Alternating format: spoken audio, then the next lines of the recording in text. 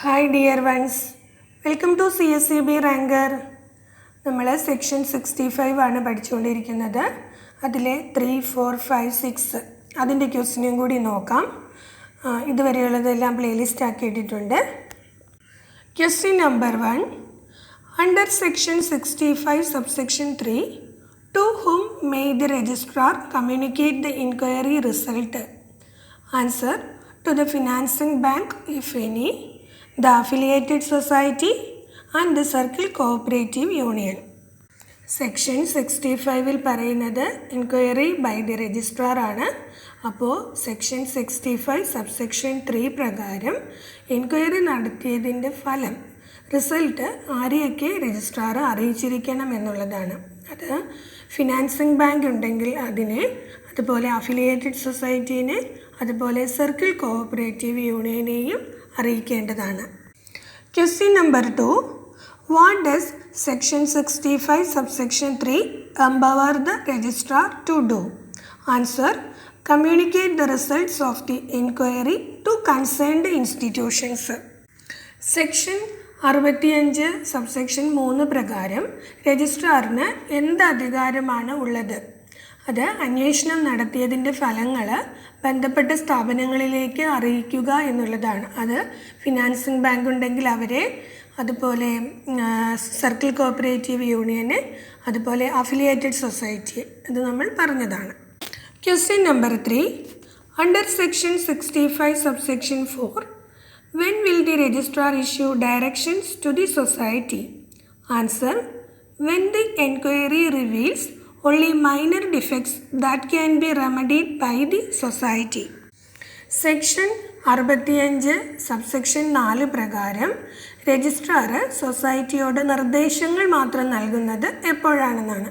അത് അന്വേഷണം നടത്തി ചെറിയ ചെറിയ പിഴവുകൾ മാത്രം ഉണ്ടെന്ന് കാണിച്ചാൽ, അതുപോലെ അത് സൊസൈറ്റിക്ക് തന്നെ സ്വയമായിട്ട് തിരുത്താൻ സാധിക്കുമെന്ന് രജിസ്ട്രാർക്ക് മനസ്സിലാകുന്ന അവസ്ഥയിൽ നിർദ്ദേശങ്ങൾ കൊടുത്ത് അതിനെ മാറ്റിയെടുക്കാനായിട്ടാണ് രജിസ്ട്രാർ തീരുമാനിക്കുന്നത്. Next question number 4. According to section 65 subsection 4, what must the society do after receiving directions from the registrar? Answer: take action within the specified time to rectify the defects. Section 65 subsection 4 പ്രകാരം രജിസ്ട്രാറിൽ നിന്നും നിർദ്ദേശം ലഭിച്ചു കഴിഞ്ഞാൽ society എന്ത് ചെയ്തിരിക്കണമെന്നാണ്. അതായത് ചെറിയ ചെറിയ പിഴവുകളാണ് എങ്കിൽ സൊസൈറ്റിക്ക് നിർദ്ദേശങ്ങൾ കൊടുത്ത് അത് മാറ്റിയെടുക്കാനാണ് രജിസ്ട്രാർ ശ്രമിക്കുന്നത്. അങ്ങനെയുള്ള അവസ്ഥയിൽ സൊസൈറ്റി ഈ പറഞ്ഞിരിക്കുന്ന സമയത്തിനുള്ളിൽ, അതായത് രജിസ്ട്രാർ ഒരു സമയത്തിനുള്ളിൽ ഇത് മാറ്റിയെടുക്കണമെന്നുള്ള നിർദ്ദേശമായിരിക്കും കൊടുക്കുക. ആ സമയത്തിനുള്ളിൽ സൊസൈറ്റി തൻ്റെ പിഴവുകളൊക്കെ മാറ്റിയെടുത്ത് നേരാവണ്ണമാകാനായിട്ട് ശ്രമിക്കേണ്ടതാണ്. Question number 5. What is the inquiry completion time under section 65 subsection 5? Answer: 6 months. Section 65 subsection 5 പ്രകാരം ഒരു എൻക്വയറി പീരീഡ് സമയപരിധി എത്രയാണ് എന്നുള്ളതാണ്. അത് 6 മാസമാണ്. സാധാരണയായിട്ട് സെക്ഷൻ 65 സബ്സെക്ഷൻ 5 പ്രകാരം ഒരു എൻക്വയറി പീരീഡ് എന്ന് പറയുന്നത് 6 മാസമാണ്. Next, can the inquiry period be extended under section 65 subsection 5? Answer: yes, at the discretion of the registrar, but the total period cannot exceed 1 year. ഇവിടെ ചോദിക്കുന്നത് സെക്ഷൻ 65(5) പ്രകാരം അന്വേഷണ കാലാവധി നീട്ടാനാകുമോ എന്നുള്ളതാണ്. നമ്മൾ ആദ്യം പറഞ്ഞത് 6 മാസം എന്നാണ്. അപ്പോൾ ആ അന്വേഷണ കാലാവധി നീട്ടാൻ സാധിക്കുമോ എന്നുള്ളതാണ്. അതിനുള്ള പെർമിഷൻ ഉണ്ട്. എന്നാൽ രജിസ്ട്രാറിൻ്റെ വിവേചന അധികാരപ്രകാരം ഈ സമയപരിധി നീട്ടാം. അത് മൊത്തത്തിൽ 1 വർഷം കവിയരുത് എന്നുള്ളതാണ്. 1 വർഷത്തിനുള്ളിൽ അത് തീർത്തിരിക്കണം. അതായത് 6 മാസത്തേക്കുള്ള എൻക്വയറി കൊടുത്തിട്ട് കംപ്ലീറ്റ് ചെയ്യാൻ സാധിച്ചില്ലെങ്കിൽ പിന്നെ എത്ര നാൾ എന്നുള്ള ഒരു യഥാർത്ഥത്തിൽ എത്ര നാൾ കൊണ്ട് ഇത് കംപ്ലീറ്റ് ആക്കാം എന്ന് മനസ്സിലാക്കിക്കൊണ്ട് രജിസ്ട്രാർക്ക് തൻ്റെ അധികാരം ഉപയോഗിച്ച് അത് എക്സ്റ്റെൻഡ് ചെയ്ത് കൊടുക്കാനായിട്ട് സാധിക്കും. വേണമെങ്കിൽ 1 മാസത്തേക്ക് അല്ലെങ്കിൽ 2 മാസത്തേക്ക്, അങ്ങനെ മാക്സിമം 1 വർഷം വരെ. Next, question number 7. Under section 65 subsection 6, what can the registrar do if major defects are found? Answer, initiate action under section 32. Section 65(6) പ്രകാരം സൊസൈറ്റിയുടെ പ്രവർത്തനത്തിൽ പ്രധാനപ്പെട്ട തകരാറുകൾ കണ്ടെത്തിയാൽ രജിസ്ട്രാർക്ക് എന്ത് ചെയ്യാം എന്നുള്ളതാണ്. അപ്പോൾ സെക്ഷൻ 32 പ്രകാരമുള്ള നടപടികൾ ആരംഭിക്കാം എന്നുള്ളതാണ്. സെക്ഷൻ 32 എന്താണ്? സൂപ്പർസെഷൻ ഓഫ് കമ്മിറ്റിയാണ്. നമ്മൾ കഴിഞ്ഞ ക്ലാസ്സിൽ ഞാൻ പറഞ്ഞു ഒന്ന് നോക്കണം സെക്ഷൻ 32. അപ്പോൾ സൂപ്പർസെഷൻ ഓഫ് കമ്മിറ്റി ഇങ്ങനെയുള്ള ഡിഫക്ട്സുകൾ കണ്ടെത്തി കഴിഞ്ഞാൽ അത് മേജർ ഡിഫക്റ്റാണ്. സൊസൈറ്റിയുടെ പ്രവർത്തനത്തിൽ വലിയ വലിയ തെറ്റുകൾ വരുത്തിയിട്ടുണ്ടെങ്കിൽ ഈ കമ്മിറ്റിയെ പിരിച്ചുവിടുന്നതിലേക്ക് രജിസ്ട്രാർ കടന്നിരിക്കും.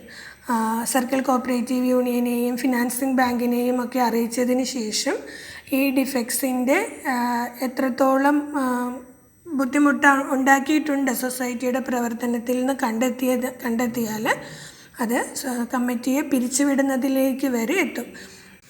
അങ്ങനെ സൊസൈറ്റിയുടെ കമ്മിറ്റിയെ പിരിച്ചുവിട്ടെന്നാൽ രജിസ്ട്രാർ അഡ്മിനിസ്ട്രേറ്റീവ് കമ്മിറ്റിയെ വയ്ക്കുകയും അതിനകത്ത് 3 അംഗങ്ങളാണുള്ളത്. അപ്പോൾ അങ്ങനെയുള്ള കാര്യം അതൊക്കെ ഒന്ന് റീഡ് ചെയ്ത് നോക്കണം കംപ്ലീറ്റ് ആയിട്ട്. ഞാൻ ജസ്റ്റ് ഒന്ന് പറഞ്ഞെന്ന് മാത്രം, എല്ലാവരും ഒന്ന് നോക്കുക നന്നായിട്ട്. Question number 8. What kind of defects are mentioned in section 65 subsection 6? Answer, major defects in constitution, working or financial condition of the society.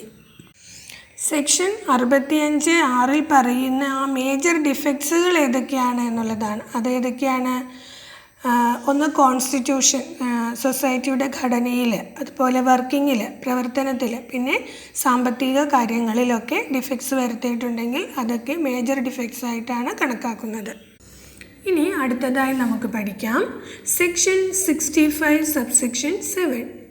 If any inquiry reveals that any irregularity, misappropriation or fraud or defalcation of money or property or assets of the cooperative society is committed or that any loss is incurred to the society, the registrar or any officer specifically empowered or authorized by the registrar in this behalf shall take immediate necessary steps to recover the misappropriated or defalcated money or property or assets of the society through legal action after assessing the loss.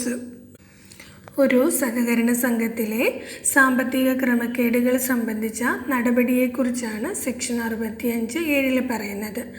ഇപ്പോൾ ഒരു അന്വേഷണത്തിൽ സഹകരണ സംഘത്തിൻ്റെ പണം, അതായത് സ്വത്ത്, ആസ്തികളിലെ ക്രമക്കേട്, എന്തെങ്കിലും തട്ടിപ്പുകൾ, നഷ്ടം എന്നിവ കണ്ടെത്തി കഴിഞ്ഞാൽ രജിസ്ട്രാർ അല്ലെങ്കിൽ രജിസ്ട്രാർ അധികാരപ്പെടുത്തിയ ഉദ്യോഗസ്ഥൻ ആ നഷ്ടം എത്രത്തോളമാണെന്ന് വിലയിരുത്തിയതിന് ശേഷം നിയമപരമായ നടപടികൾ വഴി ഈ തട്ടിപ്പ് നടത്തിയ പണം, സ്വത്ത്, ആസ്തികളൊക്കെ തിരികെ ലഭിക്കുന്നതിന് വേണ്ടിയിട്ട് തൽക്ഷണം ആവശ്യമായ നടപടികൾ സ്വീകരിക്കേണ്ടതാണെന്നാണ്.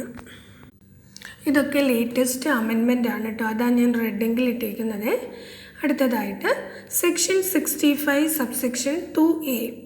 When an inquiry made under this section reveals any defect, the registrar or the person or the persons authorized by him to conduct the inquiry shall prepare a detailed inquiry report regarding the defects, amount of misappropriation and other losses to the society with qualification of individual liability.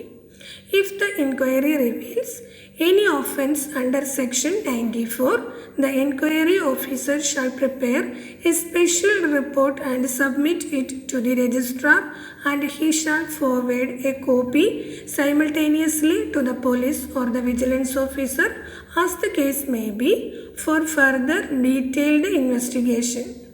The inquiry under this section shall be completed within a period of 4 months. Section shall be completed within a period of 4 months.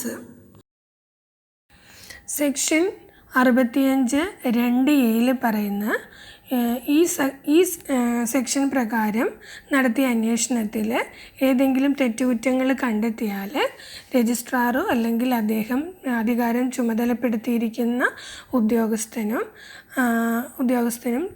ഈ തട്ടിപ്പിൻ്റെ തുക എത്രയാണെന്നോ അല്ലെങ്കിൽ സൊസൈറ്റിക്ക് സംഭവിച്ച മറ്റ് നഷ്ടങ്ങൾ എന്നിവയെക്കുറിച്ച് വിശദമായ അന്വേഷണ റിപ്പോർട്ട് തയ്യാറാക്കേണ്ടതാണ്. അതിനകത്ത് വ്യക്തിഗതമായ ഉത്തരവാദിത്വം ഉണ്ടെങ്കിൽ അതും വ്യക്തമാക്കേണ്ടതാണ്. അതായത് ആരെങ്കിലും വ്യക്തിപരമായിട്ട് ഇതിൽ ഇൻവോൾവ്ഡ് ആയിട്ടുണ്ടെങ്കിൽ അവരുടെ ഉത്തരവാദിത്വവും പറഞ്ഞിരിക്കണം.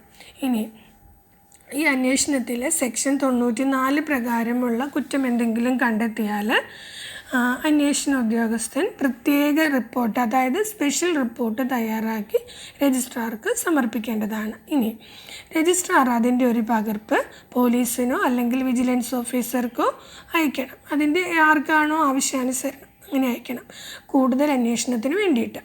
ഇനി ഈ സെക്ഷൻ പ്രകാരമുള്ള അന്വേഷണം 4 മാസത്തിനുള്ളിൽ പൂർത്തിയാക്കുകയും വേണം. ഇനി നമുക്ക് ബുള്ളറ്റ് പോയിൻറ്റ്സ് നോക്കാം. Section 65 subsection 7. If an inquiry finds irregularity, fraud or misappropriation in a cooperative society or if the society suffers any financial or asset loss, the registrar or unauthorized officer must act immediately. Action includes assessing the loss and initiating legal steps. Purpose: recover misappropriated money, property or assets. Section 65 subsection 2A. If inquiry finds defects, a detailed report must be prepared. Report should cover defects, misappropriation amount, other losses and individual liability. If any offense under section 94 is found, a special report must be submitted. Registrar must forward this report to police or vigilance for further investigation. Inquiry must be completed within 4 months. ഇനി കഴിഞ്ഞ ക്ലാസ്സിലെ ക്വസ്റ്റിൻ്റെ answers നോക്കാം. Total number of reverse in Kerala is answer 44. Next young one of dear answer phone. Next mental ability ആണ്. 11:121:110. Then 15:225:210. Next വരുന്നത് 18:324:306. ഇതെങ്ങനെയാണ് കിട്ടുന്നത്? 11ൻ്റെ സ്ക്വയറാണ് 121. 121 നിന്നും 11 കുറയ്ക്കുമ്പോൾ 110 കിട്ടും. അതുപോലെ 15ൻ്റെ സ്ക്വയറാണ് 225. 225 നിന്നും 15 കുറച്ചാൽ 210 കിട്ടും. അതുപോലെ തന്നെ 18ൻ്റെ സ്ക്വയറാണ് 324. ഈ 324 നിന്നും 18 കുറച്ചാൽ 306 കിട്ടും. Okay, now your time to answer. First question, the father of Carnatic music. Next, collective noun of fish. Next, find the wrong number in the given series: 380, 188, 92, 48, 28 and 2. Leave your answer in the comment box and stay tuned for the next episode. Thank you.